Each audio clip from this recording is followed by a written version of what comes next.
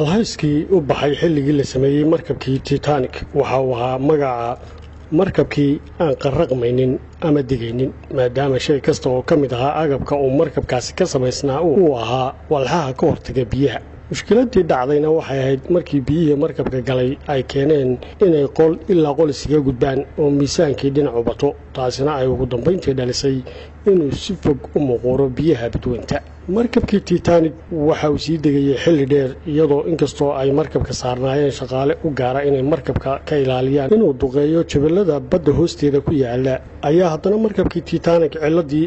la qarraqmay waxay ahayd duqeyntii uu duqeeyay jaballada dhagaxa ee biyaha hoostooda ku jiray isagoo muddo ku dhow 3 saacadood hadba sii degayay oo hoos u sii socday ilaa uu markii dambe ka gaadhay gunta hoose ee badda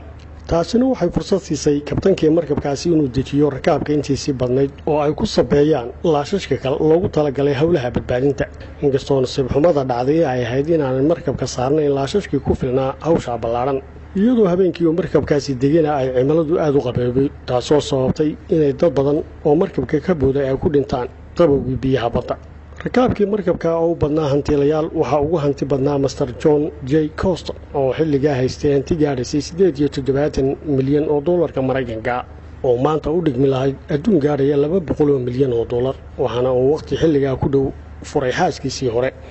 isagoo la aqalgalay inan 18 jir ah waxaana uu ku soo wareejiyay dacallada dunida ilaa ay xitaa ka soo gaadheen dalka Masar xilligaa waxay ahayd xaaskiisii yaraamid xaamila waxaana ay jeclaysatay inay ku soo umusho dalka Mareykanka sababtaasina waa tii dul saartay ee u raaceen markabkii Titanic ee isagana heediisii ku noqotay inkastoo ay xaaskiisii iyo labadii hablood ee adeegayaasha u ahaa ee ay wadatay ay ka badbaadeen shilkaasi waxaana la sheegaa in laashkii uu ku boodi lahaa ninkaasi oo buuxsamay uu u daayay booskiisii gabadh iyo 2 carruur ah oo markabka ka dulooyay markabkii Titanic waxa uu ahaa mid aad u ballaaran iyadoo masaaxadda dhererkiisu gaadhaysay wax ku dhow 900 fut masaaxadda oo u dhigmisay 2 garoon oo kuwa kubadda cagta lagu ciyaara taasoo macnaheedu ahaa inuu ahaa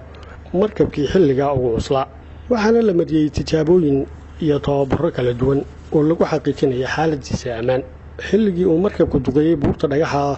kabtankii markabku waxa uu ku amray kooxdii muusikaystayaasha ahaa ee dadka maaweelinayay inay sii wadaan bandhigii cawayskooda si aanay dadku u dareemin shilka dhacay xilligaas oo sidoo kale uga faa'iideystay kabtanku inay howlweennada markabku ay daadiyaan oo diyaariyaan laashashka dadka lagu badbaadin lahaa xilligaa ka bacdina waxaa markabka gudihiisa lagaga dhawaaqay xaaladda degdega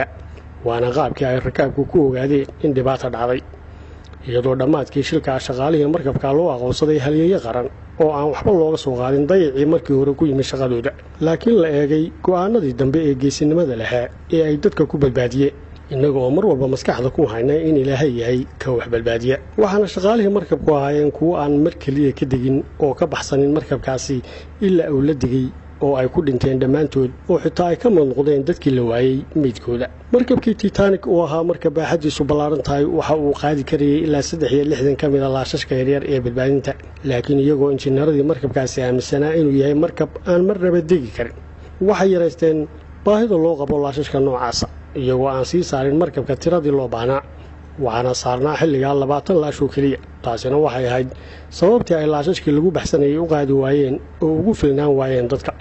ilaa ay tiro badan oo ka mid ahay dadkaasi isku soo biimeeyeen oo ku soo dulboodeen biyihii badda ee qabooba halkaasoo ay ku dhinteen waxaana degdegii ay dadku ku fuulayeen laashashku uu keenay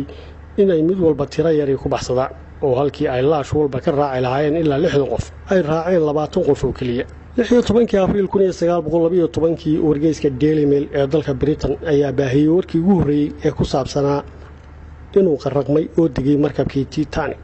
inkastoo wargeysku sheegay inaanay jirin khasaare nafeed taasoo markii dambe fadeexad ku noqotay wargeyskaasi